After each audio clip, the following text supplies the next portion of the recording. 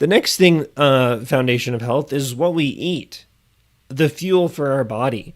What we eat for our body is going to be the fuel for our immune system as well.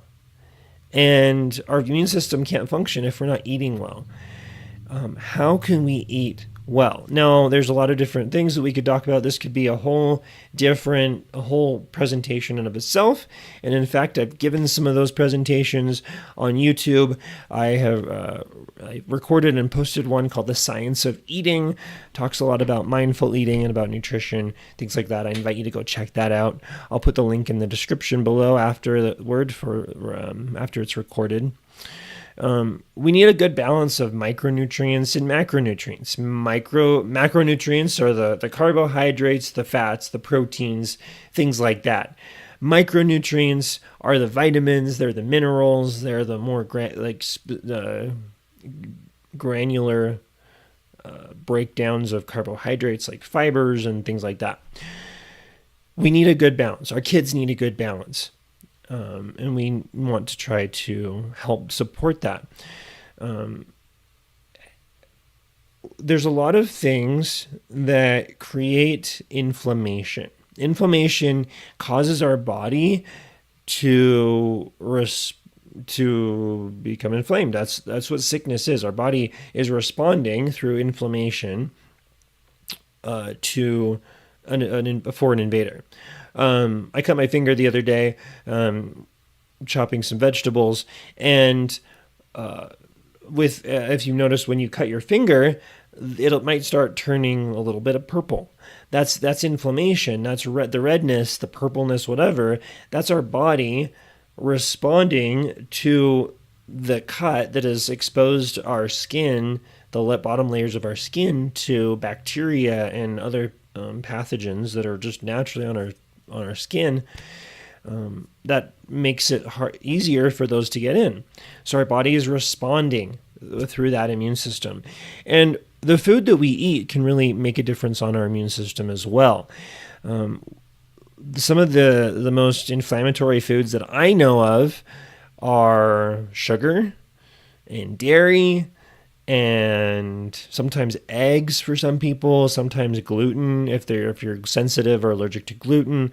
Any allergen or sensitivity is going to cause that inflammation.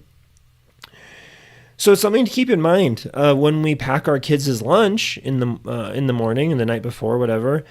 What types of food are we putting in there? Is it balanced? Is it nutritious? Is it inflammatory? Is it going to help their body to respond well to the viruses that they experience in the classroom? We want to decrease and kind of keep that inflammation as low as we can, and to prevent sickness as much as possible. Talking about sugar, I think it's a universal liking of sugar. I like sugar. It does not good for me. I know what sugar does because I've listened to my body long enough that if I have too much, it's not good. But we have the blood sugar spikes. When we eat something sugary, our blood sugar will spike, and then it will peak, and then it'll crash.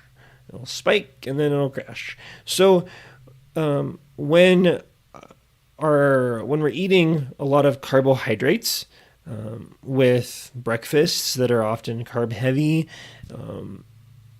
cold cereal, waffles, pancakes, things like that, doused in yet more syrup and jams and jellies and things like that. We're just setting ourselves up, our kids up, for a blood sugar crash a little bit into their school day. And when they don't have that energy, they're not able to sustain that their body's immune system as well. It not only affects their immune system, but their ability to think. And it's hard for them to be able to think and keep focused if they're hungry. If they eat a lot of carbs in the morning, their blood sugar spikes, and then maybe by 10, 11 in the day, it crashes and they're not able to sustain that. How can we change that? Protein is a great thing that helps to balance out blood sugar. By having some good healthy proteins, even peanut butter, eggs, things like that, throughout the day, that can help balance out blood sugar and help keep things a little more stable. Another thing we can think about with diet is helping support our microbiome. Inside of our gut, there's a lot of bacteria that help with digesting our food, helps us stay healthy. And the foods that we eat really support that bacteria in our body. I gave a whole presentation about fermented foods that I dive into this a lot more, and you can check that out on my YouTube channel as well. But eating foods that are fermented, are probiotic, prebiotic foods, like sauerkraut is the one I've eaten most recently, but even yogurt, even sourdough bread, things like that can be helpful for that.